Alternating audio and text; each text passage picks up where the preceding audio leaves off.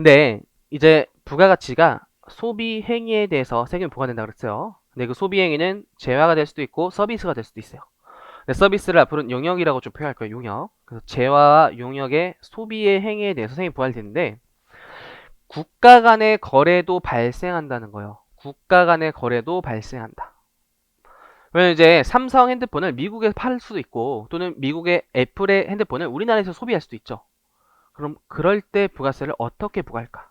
그럴 때 부가세를 어떻게 부과할까? 그게 국경세 조정에 관한 싸움인 것이다. 국경세 조정에 관한 싸움인 것이다. 그래서 국경세 조정의 방법에 두 가지가 있어요. 생산지구 과세원칙과 소비지구 과세원칙 두 가지가 있는데 결과적으로는 우리나라는 소비지구 과세원칙을 채택했어요. 우리나라는 소비지구 과세원칙을 채택했다. 근데 소비지구 과세원칙을 이해하기 위해선 생산지구 과세원칙을 좀 이해하셔야 돼요. 그래서 생산지구 과세원칙을 먼저 보여드릴게요.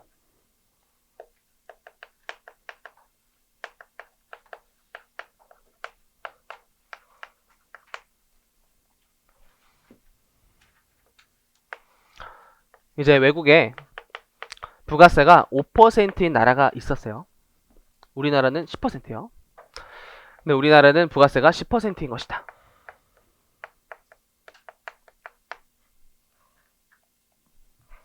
근데 외국에 있는 A라는 사업자가 휴대폰을 만들어서 우리나라에 팔고 있는데 1,000원에 팔고 있다라고 볼게요.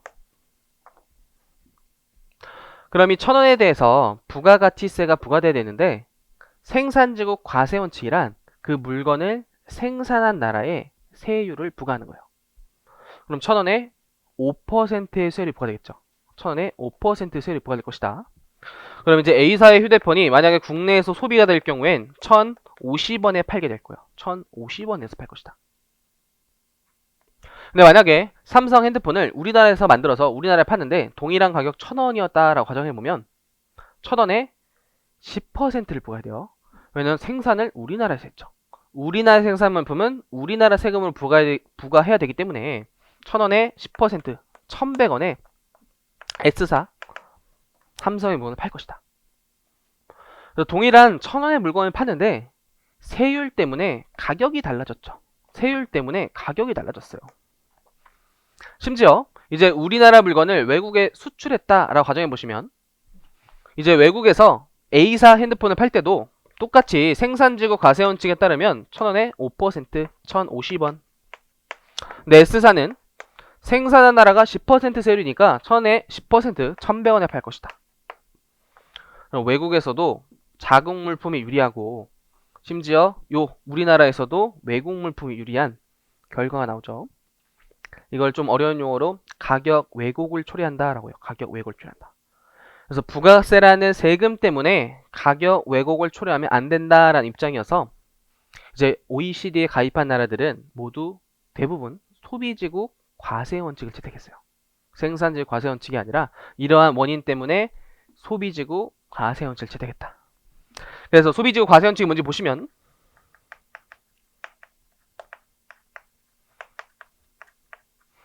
이제 이름이 좀 기억나죠? 소비하는 나라에서 부가세를 부과하자. 소비하는 나라에서 부가세를 부과하자. 소비하는 나라에서 부가세를 부과하자. 그럼 옆에 있는 사례라 동일한 숫자를 집어넣어 보시면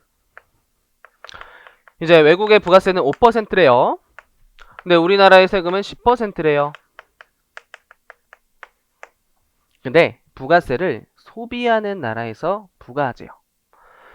그럼 이제 A사 핸드폰을 우리나라에 수출할 때 생산지국의 부가세는 과세하면 안 돼요.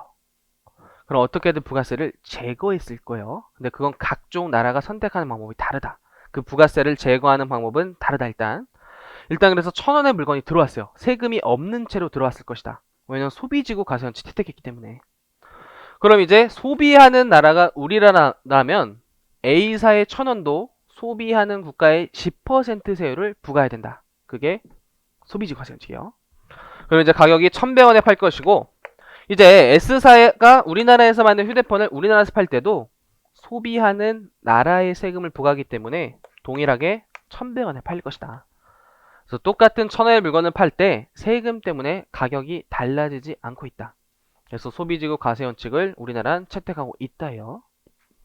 이제 반대 조금 어려웠네요. 이제 우리나라 물건이 맨 처음에 1,100원이었겠죠. 1,100원. 부가세가 부과됐으면 1,100원이었을 거예요. 근데 소비지구 과세원칙이라면 우리나라 부가세가 없어야 되죠. 왜냐면 국외 소비하는 나라의 부가세가 부과되기 때문에 우리나라의 100원이 사라져야 돼요. 그걸 영세율 제도라는 걸 통해서 부가세를 제거할 거예요. 영세율 제도는 별도의 챕터가 있다. 그래서 우리나라에서 수출하는 물품은 0% 세율을 적용해서 부가세를 제거할 것이고, 그럼 A사에서 물건을 팔 때 소비하는 A사 5% 1,050원. 이 나라의 물건도 1,050원. 그래서 가격이 달라지지 않는다. 세율 때문에 가격이 달라지지 않는다. 소비한 나라에 세금을 부과하자. 그래서 가격이 달라지지 않는다. 그래서 1.3의 국경세 조정을 좀 볼게요. 그래서 국경세 조정이란 국제 거래에 되는 상품에 대해서 간접세를 조정하는 방법을 말하는데, 양가로 2번에만 체크할게요. 1번은 복습하실 때 한번 읽어보시고, 2번에 소비지국 과세 원칙. 그래서 두 번째 줄 파란색 글씨 보시면, 생산지국에서 수출할 때는 간접세를 전액 공제 또는 환급해서 그 간접세, 여기서는 부가세를 의미하는 거예요. 부가세를 완전히 제거하고, 수입할 때에는 자국에서 생산된 물품과 동일하게 간접세를 부과하는 그 제도, 그걸 소비지국 과세원칙이라고 한다. 그때 세부사항을 통해서 좀 취지를 이해할 거예요. 소비지국 과세원칙의 우월성.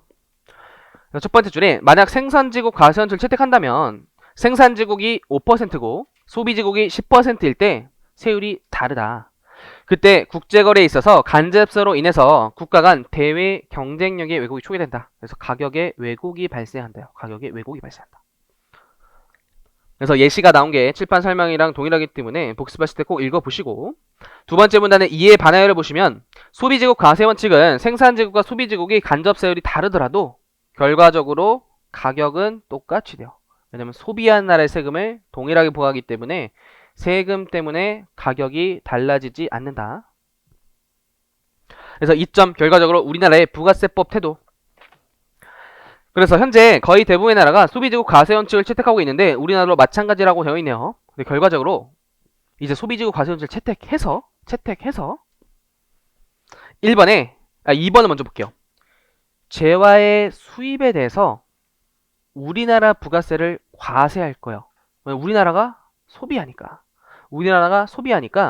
우리나라 부가세 과세 대상으로 열거하고 있다요. 재화의 수입에 대해서 우리나라 소비하는 나라에서 과세할 것이다.